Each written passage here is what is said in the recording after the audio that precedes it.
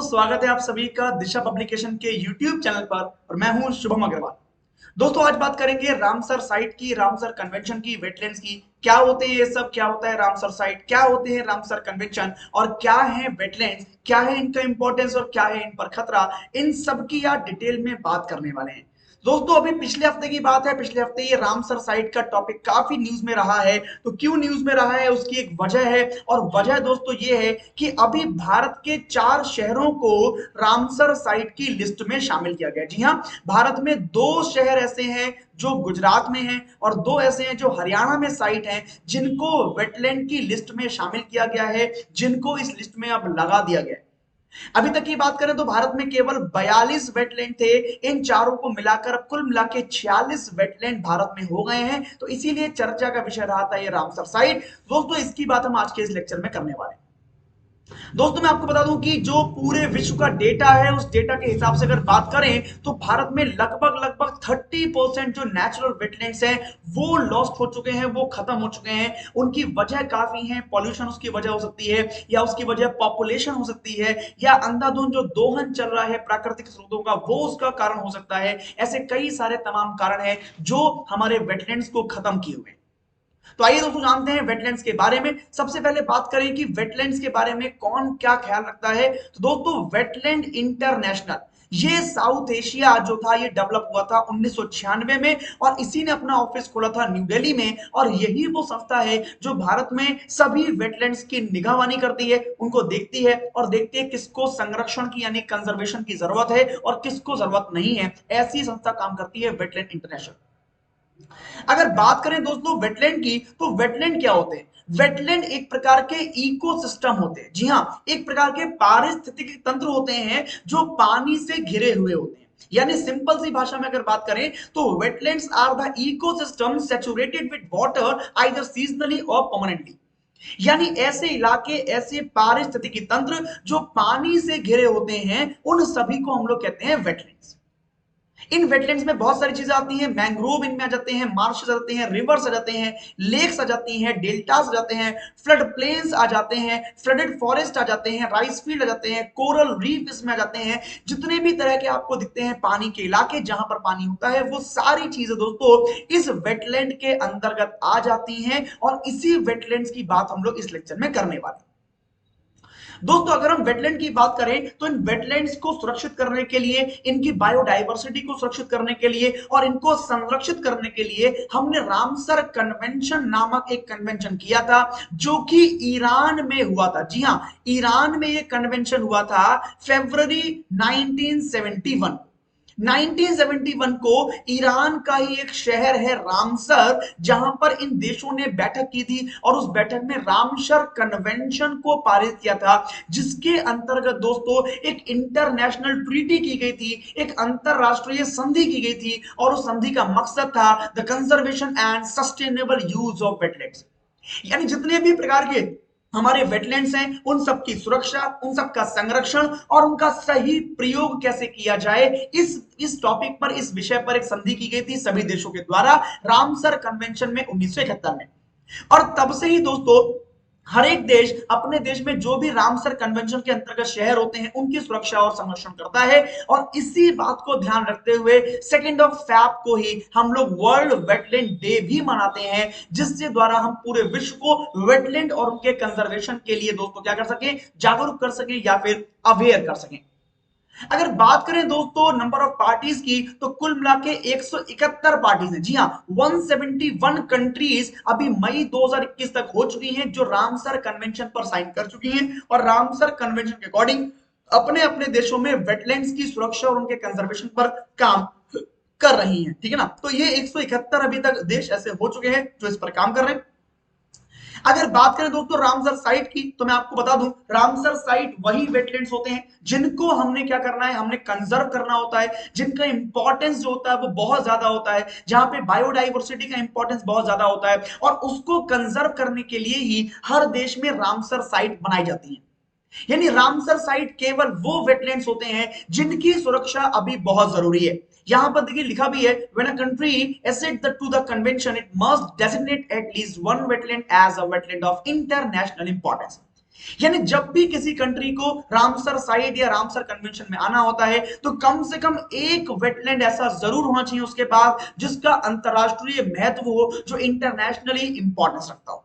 और इसीलिए दोस्तों रामसर साइट को हम लोग यही कहते हैं कि जो भी गवर्नमेंट कमेटी होती है वो गवर्नमेंट क्या करती है, जिन भी चीजों को, जिन भी जगहों को, जिन भी वेटलैंड्स को रामसर साइट घोषित कर दिया जाएगा, अब उनका कंजर्वेशन करना ये गवर्नमेंट की ड्यूटी हो जाती है, ये गवर्नमेंट का एक कमिटमेंट हो जाता है कि वो क्या करेगा, इसको संरक्षित करेगा। अगर बात करें दोस्तों लार्जेस्ट की, तो बोलीविया शहर जो है, बोलीविया, ये दुनिया का सबसे largest Ramsar convention protection area है, बोलीविया इसका नाम है। इसके अलावा बात करें दोस्तों तो पूरी दुनिया में 2400 से भी ज्यादा रामसर साइट इस समय हैं, जो कि 2.5 मिलियन स्क्वायर किलोमीटर एरियाज में फैली हुई हैं। 171 रामसर कॉन्ट्रैक्टिंग पार्टीज भी पूरे दुनिया में हैं। जैसा कि मैंने बताया कि 171 देश ऐसे हैं जो रामसर साइट्स को देखते हैं, उनको कंजर्व करते हैं, उनकी सूची बनाते हैं। तो 2400 से भी ज्यादा रामसर साइट इस समय पूरे विश्व में है, जिनकी सुरक्षा व्यवस्था के लिए काम किया जा रहा है, जिनको कंजर्व किया जा रहा है। अगर बात करें दोस्तों विश्व की पहली रामसर साइट की, तो वो कोबर्ग पेनिनसुला ऑस्ट्रेलिया में थी, जिसको 1974 में रामसर साइट घोषित किया गया था। इसके साथ साथ बात करें तो यूनाइटेड किंगडम में सबसे ज्यादा 175 रामसर साइट इस समय है। इसके अलावा मैक्सिको में 142 रामसर साइट इस समय है, जो कि दुनिया की सबसे बड़ी दो देश हैं जिसमें सबसे ज्यादा रामसर साइट को लगाया गया है। दोस्तों ये एक मैप मैंने दिखाने का प्रयास किया यहां पर, ये पूरा मैप है जो आपको दिखाता है कि पूरे विश्व में कहां कहां पर किस किस तरीके से रामसर साइट जो है वो फैली हुई है। ये एक बार आप एरिया देख सकते हैं कि किस तरीके से यहां पर आपको दिखाया गया है। ये पूरा एरिया वो है, यहां पर जो आपको ग्रीन या ये ऑरेंज डॉट दिख रहे होंगे, ये सारे डॉट ही इस समय रामसर साइट के रूप में घोषित किए गए हैं, जो कि पूरे विश्व को ध्यान दिलाते हैं कि कहां कहां पे उन्हें सुरक्षित करना है, कहां कहां पे उन्हें चीजों को सुरक्षित करना है, कंजर्व करना है। ये एक मैप दोस्तों मैंने दिखाया यहां पर, ये मैप दिखाता है इंडिया में जितनी भी रामसर साइट्स हैं उनको यहां पर ये शो कर रहा है। जितनी भी इंडिया में रामसर साइट आप देखेंगे उन सबका पूरा ये मैप मैंने यहां पे दिया है आपको। यहां से आप एक बात समझ सकते हैं कि भारत में कितनी ज्यादा रामसर साइट है और कितनी ज्यादा इंपॉर्टेंट है ये रामसर साइट। आगे हम इस बात को देखेंगे। तो दोस्तों इन रामसर साइट के लिए भारत में भी काफी चीजें बदल रही है, काफी हमने लॉबी की है, काफी इनिशिएटिव भी हमने लिए हैं। अगर हम अभी की बात करें तो नई 4 रामसर साइट है जिनको भारत में रामसर साइट के रूप में घोषित किया गया है। सबसे पहला है हमारा भिंडवास वाइल्ड लाइफ सेंचुरी, जो कि हरियाणा में है दोस्तों। इसको भी हमने अभी क्या किया है, एक हमने रामसर साइट के रूप में इसको घोषित कर दिया है। साथ में बात करें सुल्तानपुर नेशनल पार्क जो हमारा हरियाणा में है, इसको भी दोस्तों हमने रामसर साइट के रूप में घोषित किया है। 220 से भी ज्यादा स्पीशीज है यहाँ पर रेजिडेंट की, विंटर माइग्रेटरी बर्ड्स की यहाँ पे बहुत सारी प्रजाति हैं, और local migratory bird water birds की बहुत सारी प्रजातियां यहाँ पाई जाती हैं। और इसी को ध्यान में रखते हुए सुल्तानपुर नेशनल पार्क को भी अभी हमने क्या करा है, रामसर साइट दोस्तों घोषित किया है। इसके अलावा दोस्तों थोल लेक वाइल्ड लाइफ सेंचुरी है, जो कि गुजरात में स्थित है। ये सेंट्रल एशियन फ्लाईवे पर निर्भर करती है दोस्तों। 320 से भी ज्यादा बर्ड स्पीशीज यहां पर रहते हैं, यहां पर पाए जाते हैं। इसको भी अभी भारत में नई रामसर साइट के रूप में घोषित किया गया है। और चौथी दोस्तों है वाधवा वाटरलैंड। वाधवा वाटरलैंड भी हमारा गुजरात में ही दोस्तों स्थित है, और इसको भी दोस्तों वाटरलैंड को अभी रामसर साइट के रूप में घोषित किया गया है। 80 से भी ज्यादा स्पीशीज है ऐसी जो यहां पर माइग्रेट करती हैं, सेंट्रल एशियन फ्लाईवे के रूप में ये जाना जाता है दोस्तों। तो ऐसी 4 साइट है जिनको यहां पर रखा गया है। इसके अलावा बात करें दोस्तों तो भारत में जो 46 साइट हो गई हैं, पहले भारत में कुल कितनी थी, 42 रामसर साइट थी, और अभी कितनी हो गई है, 46 रामसर साइट हो गई है। इसमें अगर हम सबसे बड़ी रामसर साइट की बात करें दोस्तों तो सुंदरबन जो वेटलैंड है, जो कि वेस्ट बंगाल में है, ये सबसे बड़े इलाके में यहां फैला हुआ है। इसके बाद बात करें तो वेम्बनाड कोल वेटलैंड जो केरला में है, ये 1512 स्क्वायर किलोमीटर में फैला हुआ है। और ये 6 सबसे बड़े वाटरलैंड हमारे देश में हैं जिनको रामसर साइट घोषित किया गया है। सबसे बड़े भारत के जो रामसर साइट है वो ये 6 रामसर साइट है। अगर बात करें स्मॉलेस्ट की तो दोस्तों रेणुका, रेणुका वाटरलैंड जो है ये हिमाचल प्रदेश में है। ये सबसे छोटा वाटरलैंड है, ये 0.2 किलोमीटर एरिया में फैला हुआ है। ये भारत का सबसे छोटा रामसर साइट है।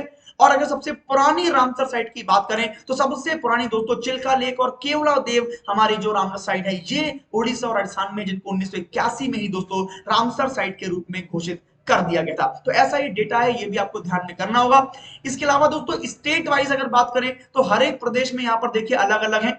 उत्तर प्रदेश में हमारे पास 8 रामसर साइट है, पंजाब में 6 है, हिमाचल प्रदेश में 3 है, केरला में 3 है, union territory of Jammu Kashmir में दोस्तों यहां पर 3 है, आंध्र प्रदेश की बात करें तो यहां पर 1 है, बिहार की बात करें यहां पर 1 है, असम की बात करें तो 1 है, बिहार की बात करें 1 है, गुजरात में दोस्तों अब कुल मिला के 3 हो गई है। ध्यान रखिए गुजरात में कुल मिला के अब 3 हो गई है, क्योंकि पहले 1 थी, 2 और आ गए हैं तो मिला के कुल 3 हो गई है। इसी प्रकार उड़ीसा की बात करें 2 है, राजस्थान की बात करें 2 है, वेस्ट बंगाल की बात करें तो यहाँ पर 2 है, महाराष्ट्र की बात करें 2 है, यूनियन टेरिटरी ऑफ लद्दाख की बात करें तो 2 है, उत्तराखंड में 1 है, त्रिपुरा में 1 है, तमिलनाडु में 1 है, मणिपुर में 1 है, मध्य प्रदेश में 1 है, और दोस्तों यहीं पर बात करें तो हरियाणा में अब दोस्तों 2 हो गई है। हरियाणा में भी दोस्तों अब 2 हो गई हैं। हरियाणा की इन 2 को मिला दिया जाए तो अब कुल मिला के हमारे पास 42 नहीं बल्कि 46 रामसर साइट हो गई हैं। कुल मिला के 46 रामसर साइट इस समय भारत देश में अब दोस्तों हो गई हैं। दोस्तों बात करें रामसर साइट के रोल की कि रामसर साइट ये क्यों इंपॉर्टेंट है, हमारे पास जो वेटलैंड्स है वो क्यों इंपॉर्टेंट है दोस्तों, तो उसका सबसे बड़ा एक रीजन देखने को मिलता है हिस्टोरिकल इंपॉर्टेंस। जी हाँ, जो वेटलैंड्स हैं दोस्तों, जो हमारे जलीय क्षेत्र हैं, इनका हमारे इतिहास के समय से ही बहुत अच्छा रोल रहा है। हमने कई सारे साम्राज्य देखे हैं, चाहे वो चोल साम्राज्य हो, होयसल साम्राज्य हो, इन सब लोगों ने अपने अपने राज्यों में टैंक्स का निर्माण कराया था जिससे ये वेटलैंड्स को सुरक्षित कर सकें। और जो वेटलैंड में रहने वाली प्रजातियां हैं, चाहे वो वनस्पतियां हो, चाहे वो जीव जंतु हो, उनको सुरक्षित किया जा सके और उनका डेवलप किया जा सके, इस बात के लिए वेटलैंड दोस्तों काफी इंपॉर्टेंट हमारे लिए रहते हैं। साथ में बात करें दोस्तों तो मल्टी लेयर्ड रोल ये निभाते हैं। जी हां, जो वेटलैंड है हमारे, ये मल्टी लेयर्ड रोल दोस्तों निभाते हैं। केवल बायोडाइवर्सिटी का कंसंट्रेशन नहीं है ये, बल्कि बायोडाइवर्सिटी के अलावा जो हमारे कई प्रकार का फूड होता है, वाटर फाइबर होता है, ग्राउंड वाटर होता है, वाटर प्यूरिफिकेशन होता है, फ्लड मॉडरेशन होता है, स्टॉर्म प्रोटेक्शन होता है, इरोजन कंट्रोल होता है, इन सभी चीजों के लिए हमारे जो ये वेटलैंड्स है ये बहुत इंपॉर्टेंट रोल प्ले करते हैं। इसीलिए दोस्तों ये काफी इंपॉर्टेंट होते हैं और इसीलिए इनकी सुरक्षा के लिए, इनके कंजर्वेशन के लिए इतने बड़े स्तर पर दोस्तों यहां पर काम किया जाता है। इसके अलावा दोस्तों बात करें तो लिक्विड एसेट्स ऑफ सिटीज होते हैं। जी हां बिल्कुल, ये जो वेटलैंड है ये हमारे शहरों के लिक्विड एसेट्स होते हैं दोस्तों, क्योंकि कई प्रकार के ऐसे उद्योग हैं, कई प्रकार के काम हैं, कई प्रकार की सर्विसेज हैं जो हमारे वेटलैंड पर टिकी होती हैं। चाहे दोस्तों वो फार्मिंग हो, चाहे वो फिशिंग हो, चाहे टूरिज्म हो, ये सारी चीजें दोस्तों हमारे वेटलैंड पर ही डिपेंड करती हैं। जितने अच्छे हमारे वेटलैंड्स होंगे, जितने बढ़िया से डेवलप होंगे, उतना ही ज्यादा यहां पर इनका कंट्रीब्यूशन हमारे इकोनॉमी और हमारे लिवलीहुड दोनों में ही दोस्तों रहता है। चाहे हम लिवलीहुड की बात करें, चाहे अपने कल्चर हेरिटेज की बात करें, सभी में दोस्तों हमारे इन वेटलैंड्स का बहुत बड़ा इंपॉर्टेंट रोल रहता है, हमने देखा। साथ में बात करें दोस्तों तो कुछ इश्यूज भी हैं, वेटलैंड कंजर्वेशन के साथ कुछ इश्यूज भी हैं। किस वजह से इनका कंजर्वेशन करना मुश्किल हो जाता है, उसके लिए हमारे पास सेंट्रल वेटलैंड रेगुलेटरी अथॉरिटी है दोस्तों। ये वही अथॉरिटी है जो कुल मिलाकर सभी वेटलैंड्स के कंजर्वेशन के लिए काम करती है और अपनी एडवाइजरी पावर्स को रखती है। ये एडवाइस करती है किस प्रकार से हम लोग वेटलैंड को सुरक्षित कर सकते हैं, किस प्रकार से उसको हम लोग ध्यान में रख सकते हैं। लेकिन दोस्तों यहां पे साथ में बात करें तो कुछ एक पार्टिसिपेशंस है लोकल कम्युनिटीज के, उसको भी दोस्तों यहां पर इग्नोर कर सकती है ये अथॉरिटी, ताकि हमारे वेटलैंड जो है वो और भी अधिक सुरक्षित दोस्तों रह सकें। इसके अलावा दोस्तों हम बात करें तो हमारे पास कोई नेशनल अर्बन वाटर पॉलिसी इस समय नहीं है, जिसकी वजह से दोस्तों हमारे वेटलैंड जो है वो सुरक्षित नहीं रह पा रहे हैं। ये बहुत बड़ा प्रॉब्लम हमारे साथ में है। जितनी भी सिटीज है हमारी, वो unable to cater to the water demand due to the policy vacuum year. यानी हमारे जो शहर हैं वो अभी भी दोस्तों पानी की किल्लत से जूझते हैं, जबकि भारत एक बहुत बड़े पानी के रिसोर्स के रूप में जाना जाता है, फिर भी भारत दोस्तों इस समय पानी की किल्लत से जूझ रहा है। उसकी एक ही वजह है और वो है यहां पर किसी भी प्रकार की कोई नेशनल पॉलिसी का ना होना। जी हाँ, किसी भी प्रकार की कोई नेशनल पॉलिसी का ना होना, केवल यही यहां पर एक रीजन है जिसकी वजह से हम लोग वाटर कंजर्वेशन में थोड़ा पीछे करते हैं। इसके अलावा दोस्तों लैक ऑफ अवेयरनेस है, knowledge of wetlands and their ecosystem service, यानी किसी भी प्रकार से हमारे देश में दोस्तों वेटलैंड्स और उनके इकोसिस्टम की जो नॉलेज है, जो अवेयरनेस है, ये भी हमारे अंदर कम है, ये भी हमारे लोगों में बहुत कम है। हम बहुत कम जानते हैं वेटलैंड्स और वाटरवेज के बारे में या वाटर इकोसिस्टम के बारे में। इस वजह से भी इनका कंजर्वेशन करना थोड़ा सा मुश्किल हो जाता है। हमें इस ओर ध्यान देने की जरूरत है कि किस प्रकार लोगों में दोस्तों एक तो नॉलेज बढ़ाई जाए और दूसरा अवेयरनेस को भी क्रिएट यहां पर किया जाए। अगर बात करें दोस्तों अभी तक के इनिशिएटिव्स की, तो अभी पूरे वर्ल्ड में कई प्रकार के इनिशिएटिव लिए जा चुके हैं हमारे वेटलैंड्स को कंजर्व करने के लिए, जिसमें एक मैंने आपको बताया रामसर कन्वेंशन है, इसके अलावा दोस्तों मॉन्ट्रेक्स रिकॉर्ड है, या फिर वर्ल्ड वेटलैंड डे है। ऐसे कई प्रकार के हमने इनिशिएटिव शुरू किए हैं जिसके थ्रू दोस्तों पूरे विश्व में हम वेटलैंड्स को बचाते हैं, उनको कंजर्व करते हैं और उसके प्रति लोगों का ध्यान दोस्तों आकर्षित करते हैं। इसके अलावा बात करें cities for forest global campaign, दोस्तों ये कैंपेन शुरू किया गया था, cities for forest global campaign. यहां पर हमने क्या किया था, यहां पर हमने कैंपेन शुरू किया था जिसमें हमने लोगों का ध्यान आकर्षित किया था जंगलों को बचाने के लिए। जी हां, जिस भी प्रकार से जंगलों को बचाया जाए, लोगों को उससे जोड़ा जाए, कनेक्ट किया जाए हमारे फॉरेस्ट से, ताकि वो फॉरेस्ट की जंगलों की इंपॉर्टेंस को समझ सकें और उसके मल्टीपल जो बेनिफिट्स हैं वो शहर वालों को मिल सके। इसके लिए हमने कैंपेन शुरू किया था पूरे वर्ल्ड में, जिसने बहुत ही अच्छा काम किया और लोगों का बहुत अच्छा दोस्तों वहां पे सपोर्ट भी हमको मिला था। दोस्तों अगर भारत की बात करें तो भारत में भी दोस्तों कई प्रकार के इनिशिएटिव शुरू किए जा चुके हैं। भारत में भी national plan for conservation of aquatic ecosystem को शुरू किया गया। इसके अलावा wetland conservation and management rules 2017 में बनाए गए। इसके अलावा दोस्तों इसरो ने भी national wetland inventory and assessment को प्रयोग किया था, जो रिमोट सेंसिंग सैटेलाइट है। 2006 से 2011 तक इसने क्या किया, पूरे भारत में जितने भी वेटलैंड्स थे उनको मैप किया, देखा कहां पे कौन से वेटलैंड्स हैं, कहां पे किनको बचाया जा सकता है। इस प्रकार की चीजें हमारे भारत देश ने भी की। कुल मिलाकर दोस्तों अगर बात करें तो हमारे वेटलैंड जो हैं ये वाकई में हमारे लिए बहुत इंपॉर्टेंट है। चाहे हम इनकी बायोडाइवर्सिटी की बात करें, चाहे हम यहां पर पाए जाने वाले वेजिटेशन की बात करें, और चाहे हम अपने डेली लाइफ के यूजेस की बात करें, हर तरीके से हमारे लिए बहुत इंपॉर्टेंट है इन वेटलैंड्स का सुरक्षित रहना। दोस्तों बहुत ही अच्छी पहल है कि हमारे देश में 4 नए रामसर साइट और बनाए गए हैं। इन चारों को अब सुरक्षित रखा जाएगा, कंजर्व किया जाएगा, ताकि यहां पर रहने वाले जो पक्षी हैं, जो जंतु हैं, जो वनस्पतियां हैं, वो बची रहें और आगे हमारे काम में दोस्तों आती रहें। तो दोस्तों ये था आज का वीडियो जो रामसर साइट पर था। यहां हमने सारी रामसर साइट के बारे में पढ़ा, कब कैसे लागू होती है, क्या होती है, किस तरह से काम होता है, वो सारी चीजें हमने देखी। दोस्तों कैसा लगा आपको ये वीडियो, हमें जरूर कमेंट करके बताइए, ताकि आगे हम आपके लिए और भी ऐसी वीडियो लेके आते रहें। और दोस्तों मुझे बताइए कि ये वीडियो आपको कैसा लगा और आगे आपको किन टॉपिक्स पर वीडियो चाहिए, ये भी मुझे कमेंट सेक्शन बताइए, ताकि मैं उनके लिए आपके लिए वीडियो तैयार कर सकूं और आपके एग्जाम के पॉइंट ऑफ व्यू से भी और आपकी नॉलेज के पॉइंट ऑफ व्यू से भी यहाँ पे मटेरियल आपके लिए मैं लेके आता रहूं। तो दोस्तों आप सभी यहां बने रहे, आप सभी का बहुत बहुत अभिनंदन, बहुत बहुत धन्यवाद आपका। मैं लेके आऊंगा अगले लेक्चर में नेक्स्ट कोई स्टोरी आपके लिए बहुत धमाकेदार, जो आपके एग्जाम के लिए बहुत इंपॉर्टेंट होगी। डेटा से फुलफिल करेंगे हम अपने एग्जाम को और बढ़ेंगे आगे। तब तक के लिए दोस्तों आप सभी लोग खुश रहिए, सुरक्षित रहिए, आनंद में रहिए, आलस्य से दूर रहिए, ऊर्जाओं से भरे रहिए। आप सभी को मेरा नमस्कार, आप सभी को मेरा जय हिंद।